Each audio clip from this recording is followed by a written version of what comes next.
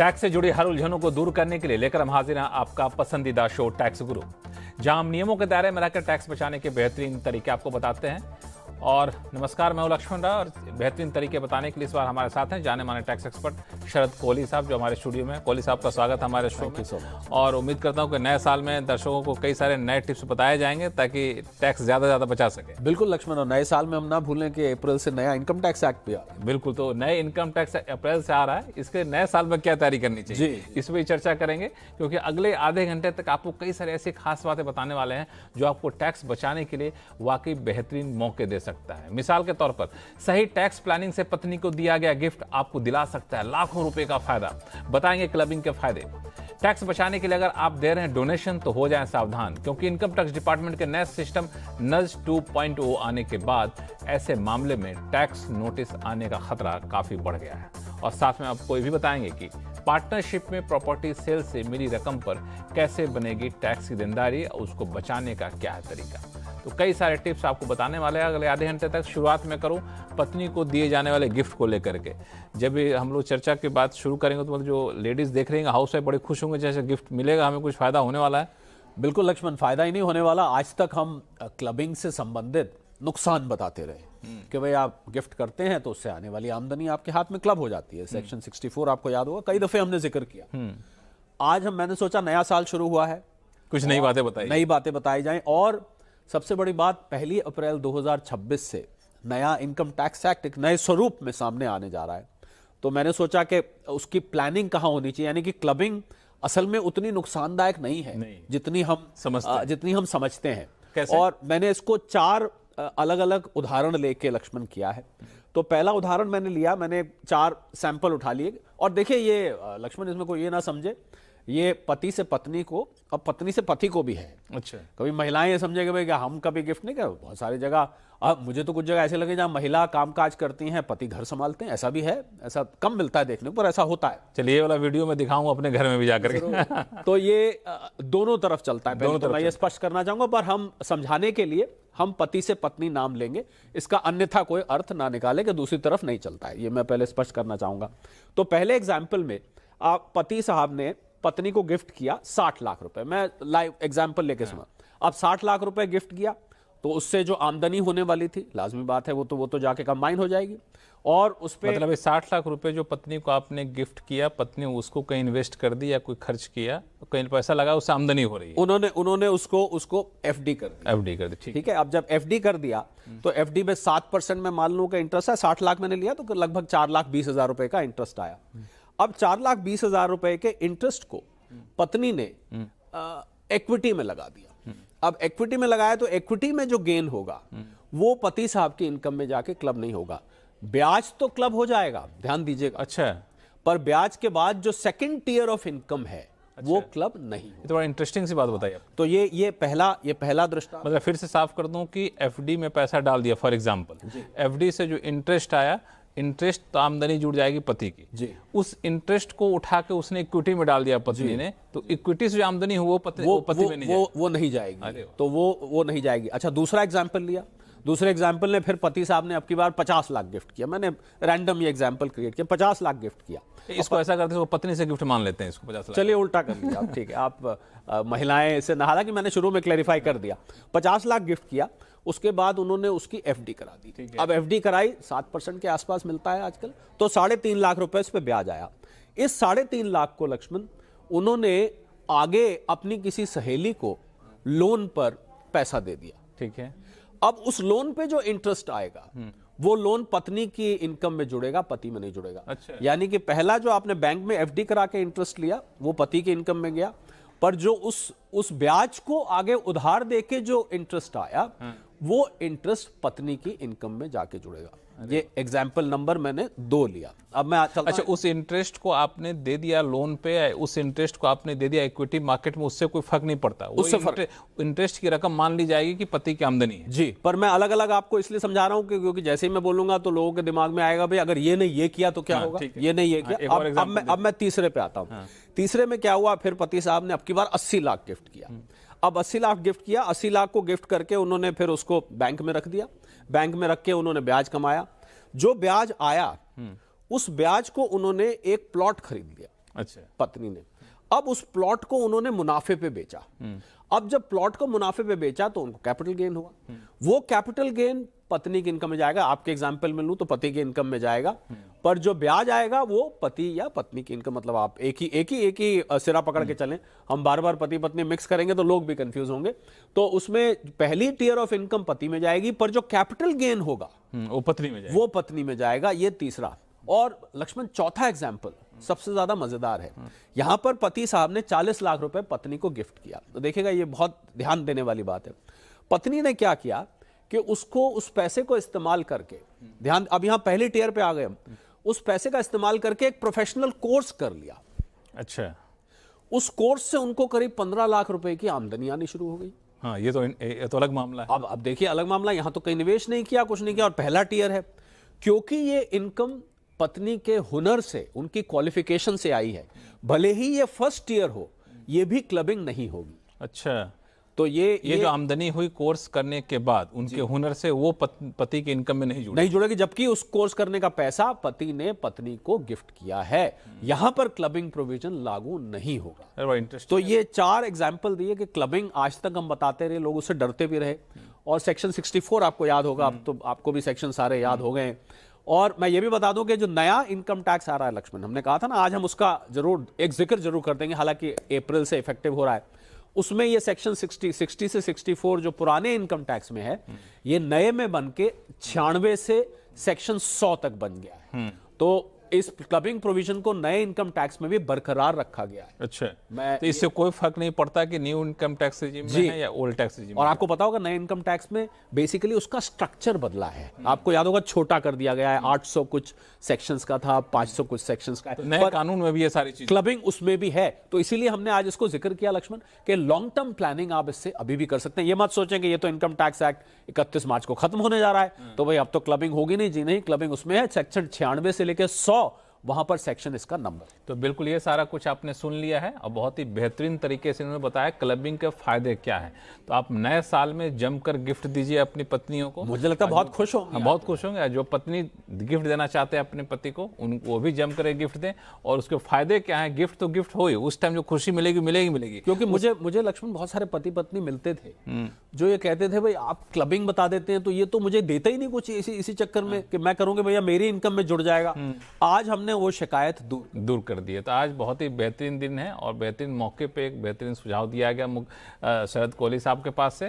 तो इस सुझाव को मानिए। कोई कंफ्यूजन हो तो tax@moneycontrol.com पे लिखिए। इस बीच कई सारे फोन कॉल्स हमारे पास आ चुके हैं, उनके सवाल ले लेते हैं, फिर आगे हम लोग चर्चा जारी रखेंगे। चलते हैं देहरादून, जहां से दीपक अग्रवाल साहब हैं। दीपक अग्रवाल साहब नमस्कार। नमस्कार। बताएं क्या उलझन है आपकी? हमारी उलझन है कि हमने एक फ्लैट बुक किया था 2008 में 18 लाख रुपए का। जब पोजीशन मिला तो उसकी सर्कल रेट बढ़ने से 23 लाख रुपए, उसकी रजिस्ट्री 23 लाख पे हुई। बिल्डर ने 23 लाख की रजिस्ट्री पे किया ना। उसको बेचना चाहते हैं। वो रजिस्ट्री जो कैपिटल गेन आएगा वो सेल माइनस 18 लाख आएगा या 23 लाख रुपए आएगा। बड़ा ही इंटरेस्टिंग मामला है, क्योंकि हम नॉर्मली बताते हैं लक्ष्मण के जब लोग कम करके बेचते हैं तो सर्कल रेट मान लिया जाता है, यानी कि अगर आप जानबूझ के कम करते हैं। पर यहां पर दीपक जी के साथ अजीब हुआ कि उन्होंने जो सर्कल रेट आया वो 23 हुआ। पर दीपक जी, यहां पर हम लोग एक लॉ फॉलो करते हैं, एक रूल फॉलो करते हैं कि जब हम ऐसे चूज करना होगा तो जो चीज प्रो रेवेन्यू होगी वो चूज किया जाएगा। तो अगर आप लक्ष्मण देखिए मैथमेटिकली चूज करेंगे तो 18 लाख प्रो रेवेन्यू जाता है, क्योंकि सेल प्राइस में से 18 घटाया जाए तो वो ज्यादा कैपिटल गेन आता है। 23 घटाया जाए दीपक जी तो कम आता है। तो इस वजह से 18 लाख, क्योंकि आपने एक्चुअली इसका 18 लाख पे किया है, तो इसलिए 18 लाख उसकी कॉस्ट ऑफ एक्विजिशन मानी जाएगी, भले ही बिल्डर ने रजिस्ट्री 23 लाख पे कराई हो। आपका आउटफ्लो 18 हुआ है तो आप अपने जो सेल प्राइस है उसमें से 18 लाख घटाएंगे। कोई कंफ्यूजन तो नहीं दीपक जी? इसमें एक चीज और है, रजिस्ट्री की कॉस्ट ऑफ फ्लैट में मानी जाएगी? नहीं, रजिस्ट्री कॉस्ट ऑफ फ्लैट में स्टैंप ड्यूटी कैलकुलेट करने के लिए मानी जाएगी दीपक जी, परंतु कैपिटल गेन कैलकुलेट करने के लिए 18 लाख लेना पड़ेगा, क्योंकि आपका एक्चुअल आउटफ्लो 18 लाख ही हुआ है। चलिए, तो ये है सारा क्लैरिटी आपको। मुझे लगता है कि आपकी उलझन यहाँ पे दूर हो गई होगी। एक फोन कॉल आया वडोदरा से, चिराग पटेल साहब का। चिराग पटेल साहब नमस्कार। नमस्कार सर। बताएं क्या सवाल है आपके पास? शरद कोहली साहब हमारे साथ हैं। मेरा एक्चुअली सवाल ये है, मैंने 2019 में मनी मार्केट फंड में इन्वेस्ट किए थे 2.5 लाख जी, और अभी ये रिसेंट अक्टूबर में मैंने उसको रिडीम किया है और उसमें मुझे कैपिटल मींस एडिशनल जो अमाउंट मिला वो करीब 80,000 का एडिशनल अमाउंट में गेन मिला जी। तो अभी मेरा क्वेश्चन ये है कि 80,000 से मुझे 12.5% के हिसाब से टैक्स देना पड़ेगा या इनकम में ऐड होगा ये नए इसके हिसाब से, और 87A में उसका मुझे रिबेट मिल सकता है कि नहीं? जी, मेरी इनकम से 5 लाख से कम है तो। समझ आ गया आपका सवाल।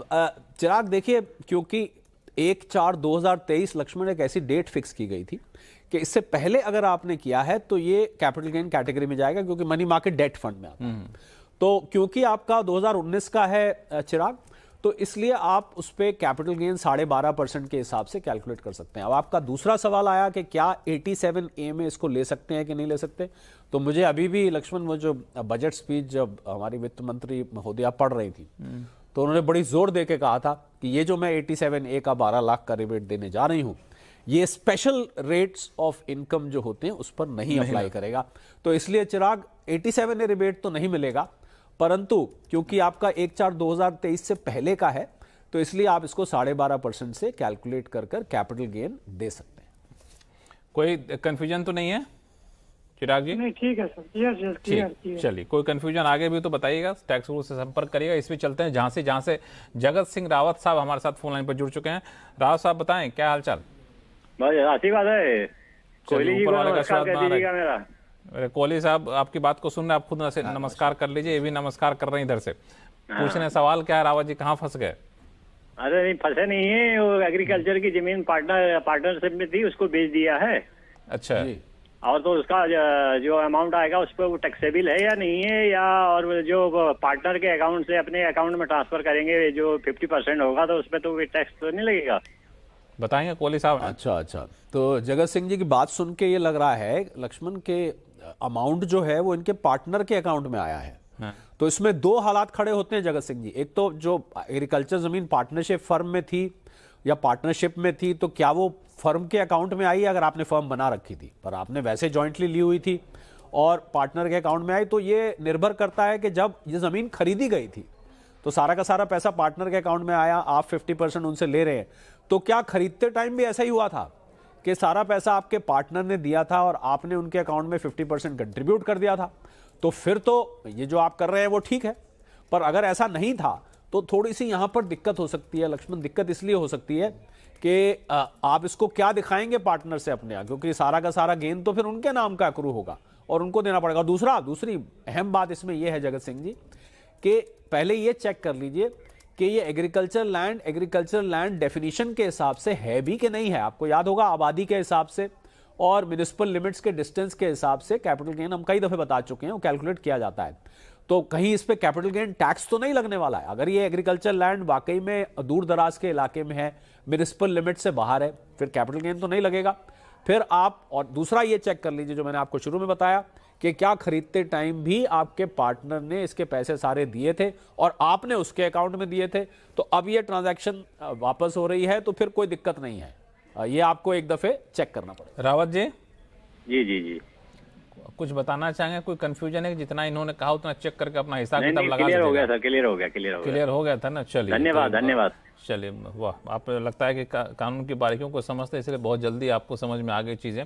और कई सारे सवाल हैं कोहली साहब, ऐसा करते हैं छोटा सा ब्रेक ले लेते हैं और ब्रेक के बाद आपको बताएं कि अगर आप टैक्स बचाने के लिए डोनेशन दे रहे हैं ना 80G के तहत, तो आपको बहुत सारी चीज़ों का ख्याल रखना पड़ेगा, वरना इनकम टैक्स विभाग आपके पीछे पड़ सकता है। क्यों, बताएंगे छोटे से ब्रेक के बाद, कहीं जाइएगा नहीं।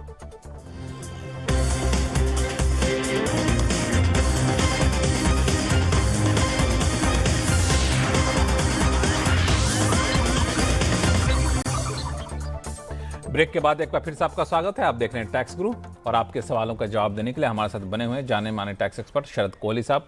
कोहली साहब, लोगों के सवाल ने उससे पहले एक अब इनकम टैक्स डिपार्टमेंट ने नई व्यवस्था शुरू की है, नज 1.0 के बाद अब 2.0 शुरू किया गया है। अब लोग कह रहे हैं इसमें बहुत सारे लोग पैसे देते हैं, डोनेशन देते हैं टैक्स बचाने के लिहाज। अभी हमने अखबारों में कई सारे देखे भी थे कि खबर भी आ भी रही थी। तो ये जो लोग टैक्स बचाने के लिए डोनेशन देते हैं तो नज 2 उनके लिए कुछ खास स्पेशल है क्या? मुझे लगता है सरकार को ये लगा लक्ष्मण के जब दान दिया जाता है तो वहां दान दिया जाता है, आपको इनकम टैक्स बेनिफिट मिलता है, यहां तक तो ठीक है, पर खाली इनकम टैक्स बेनिफिट लेने के लिए दान दिया जाता है तो उसके लिए उसमें इसको नज 2.0 जो इनिशिएटिव है उसका याद होगा आपको, पहले भी हमने बात किया था, उसको इसमें इंक्लूड कर दिया गया। अब आप क्या है कि जो संस्था दान ले रही है वो कौन है ये महत्व रखता है। तो उस संस्था का रजिस्टर्ड होना चैप्टर 6A के अंतर्गत जो जिसमें सेक्शन 80G आता है उसके अंतर्गत उससे मैच करना जरूरी है। दूसरी बात लक्ष्मण, 2000 से ऊपर कैश दान आप बिल्कुल नहीं दे सकते, वो एलिजिबल ही नहीं है। तीसरी बात कि 10BD एक फॉर्म होता है, वो फॉर्म उस संस्था को डिपार्टमेंट को जमा करना पड़ेगा जो मैचिंग के लिए कि चैप्टर 6A के अंदर मेरा ATG एलिजिबल है कि नहीं। उसके बाद 10BE दानकर्ता को जो दान दे रहा है उसको वो फॉर्म जमा करना पड़ेगा, एक तरह से सर्टिफिकेट लेना पड़ेगा उस संस्था से कि भाई ये दान जो है मेरा इसमें एलिजिबल है। और कई दफे तो ऐसे भी देखा गया लक्ष्मण कि उनकी वैलिडिटी एक्सपायर हो गई थी, एलिजिबिलिटी दान ले, उसके बाद भी वो दान लेते रहे, तो अगर उसके बाद आपने कोई दान लिया है तो वो दान मान्य नहीं होगा। दूसरी बात इसमें देखने वाली बात यह है कि 2 तरीके के लक्ष्मण इसमें दान की कैटेगरी रखी गई है। पहला दान है तो 100% डिडक्शन मिल जाएगी आपको, इसमें पीएम केयर्स है, पीएम केयर्स में 100% आपको मिल जाती है। एक है पीएम ड्राउट रिलीफ फंड, आपने देखा होगा, उसमें आपको 50% मिलती है, यानी कि आपने अगर 50,000 दिया है तो 25,000 आपको बेनिफिट मिल जाएगा। ये दूसरी कैटेगरी लक्ष्मण है जहां 100 और 50% तो है, पर उसमें जो टोटल दान की रिडक्शन आप ले सकते हैं वो 10% ऑफ एडजस्टेड टोटल इनकम ही ले सकते हैं। तो ये 2 कैटेगरीज बड़ी स्पष्ट बता दी गई हैं, मिक्स ना करें। ये फॉर्म्स जो बताए गए हैं ये ऑब्टेन करें, एलिजिबिलिटी देखें, कैश में दान ना दें, एक्सपायरी होने के बाद दान ना दें। तो AT क्योंकि बहुत सारा ऐसा देखा गया था, होता क्या है लक्ष्मण के एक मछली सारे तालाब को गंदा कर देती है। कुछ लोगों ने ऐसी संस्था बनाई और मुझे कहने में कोई हिचकिचाहट नहीं, आपकी इजाजत लेके कहूंगा मैं कि यहां तक भी गोरख धंधा चला कि दान की संस्था बना दी गई, लोगों से चेक से पैसा लिया गया और उनको कैश वापस कर दिया गया, कुछ पैसे काट। तो नेचुरल बात है, आप डिपार्टमेंट इसका संज्ञान लेगा कि हमने दान के लिए एक ATG सेक्शन बनाया और लोग उसका गलत प्रयोग करने लगे। तो अब ये नज 2.0 में डिपार्टमेंट के पास इंफॉर्मेशन बहुत सारी आई हुई है, अगर आप ये गाइडलाइंस फॉलो नहीं कर रहे हैं तो आपका जो दिया हुआ दान है या ATG में जो आपने क्लेम किया है वो फंस सकता है, उस पर इंक्वायरी आ सकती है। तो दान देते वक्त आपको ध्यान देना होगा जिस संस्था को दान देते हैं वो एलिजिबल है कि नहीं, एलिजिबल है तो एलिजिबिलिटी बनी हुई कि नहीं बनी है, उसका डेट और तो खत्म नहीं होगा। जी जी। और ये सारे इसलिए हो रहा है चूंकि दान देकर के आप टैक्स क्लेम कर रहे होते हैं। टैक्स क्लेम कर रहे हैं और आप अगर उसमें आपकी मंशा, आप दान दे के देखिए, दान दे के स्वाभाविक टैक्स रिडक्शन आपको मिल रही है। नहीं, मैं तो आपको एक कदम और आगे कहना चाहता हूं कि थोड़ा सा दान लोग क्यों देते हैं, एक अच्छे एक मन का भाव है, मन का भाव होता है। तो आप अगर आप तो खुद कई सारे, मुझे पता है कि आप वेद गीता वगैरह पढ़े हैं, तो एक सात्विक दान होता है इसमें कहा जाता है कि दान दीजिए तो किसी को बताना नहीं, दान नहीं, इसलिए बताते नहीं। जी जी। तो दान दिया तो बताना क्यों, इनकम टैक्स विभाग को हम दान दे रहे हैं, आप दीजिए, टैक्स क्लेम क्यों करना है, मैं तो उसके खिलाफ हूं। आप तो बहुत ऊपर की अवस्था में दानी दे तो टैक्स क्लेम बहुत सात्विक कर नहीं, दान दे के अगर आपको लीगल तरीके से ATG में बेनिफिट मिल रहा है, ठीक है, आपने दान दिया, आप AT बेनिफिट ले लीजिए, परंतु उसका मिसयूज होना चाहिए। मिसयूज मत करिए। वो जो मैं सात्विक दान का, वो सात्विक बातें हैं, आपने बहुत ऊंची बात, कानून के लिहाज से अगर आप दान दे रहे हैं, टैक्स क्लेम कर रहे हैं तो सही तरीके से करिए, उसमें हेरा फेरी मत करिए। तो इनकम टैक्स विभाग का नज 2 जो है ना बड़ा ही खतरनाक है। और वैसे ही बता दूं कि अब ये सब चीजें बंद ही कर दीजिए, किसी के मन में ख्यालात भी आए तो, क्योंकि इनकम टैक्स विभाग के पास इतने सारे टूल्स हैं कि एक टूल से लगा के पूरे जन्म कुंडली आपको निकाल के रख देगा। तो आप बिल्कुल लेफ्ट राइट वाली बातें बिल्कुल बंद कर दी, ज्यादा अच्छा रहेगा। और चलते हैं इस बीच फरीदाबाद, जहां से JL सिंघल साहब हमारे साथ फोन लाइन पर जुड़ चुके हैं। सिंघल साहब नमस्कार। नमस्कार सर, मेरी क्वेरी लिव इन कैशमेंट के रिगार्डिंग है जी। मेरी मिसेज अक्टूबर 2024 में रिटायर हुए थे और 17 लाख रुपए लिव इन कैशमेंट मिला था जी। तो वो हमने क्लेम किया था अगस्त 2025 में, लेकिन IT डिपार्टमेंट ने उसको रिजेक्ट कर दिया अभी तो, और डिमांड निकाल दी थी 6 लाख की, लेकिन हमने रिवाइज डाल दिया है क्योंकि 25 लाख हो चुकी है लिव इन कैशमेंट। तो वो उसका अभी प्रोसेसिंग में ही पड़ा हुआ है, मतलब जब भी साइट खोल के देखते हैं तो अंडर प्रोसेस ही आ रहा है। उन्होंने ना तो दोबारा से डिमांड रेज की, ना ही उन्होंने हमारी वो ITR को फाइनल किया। क्या किया जा सकता है? जी सिंघल साहब, बिल्कुल इन्होंने ठीक पकड़ा। 25 लाख अब लीव एनकैशमेंट पे प्राइवेट सेक्टर में कोई है तो उसको एलिजिबिलिटी एग्जेम्पशन की सेक्शन 10(10)(a) आपको पता होगा सिंघल साहब, आपको तो 25 लाख आप खुद ही बोल रहे हैं तो आपको मैं सेक्शन बताना ऐसा है कि सूरज को आईना दिखाने के बराबर है। तो आप इसको ई निवारण एक ऑप्शन है। हालांकि मैं ये आपको बता दूं कि प्रोसेसिंग का टाइम 31 दिसंबर तक होता है और क्योंकि आपने रिवाइज किया तो रिवाइज की रिटर्न्स थोड़ी सी बाद में आती हैं, थोड़ा सा और इंतजार करिए। अगर नहीं आता है सिंघल साहब तो आप इसको ई निवारण ऑप्शन में जाके ई निवारण में एक कंप्लेंट फाइल करिए, उसमें एक रजिस्टर करा दीजिए तो प्रोसेस हो जाएगा। आपने जो स्टेप लिया है वो बिल्कुल ठीक है और आपका जो प्रोविजन की जानकारी है वो भी दुरुस्त है।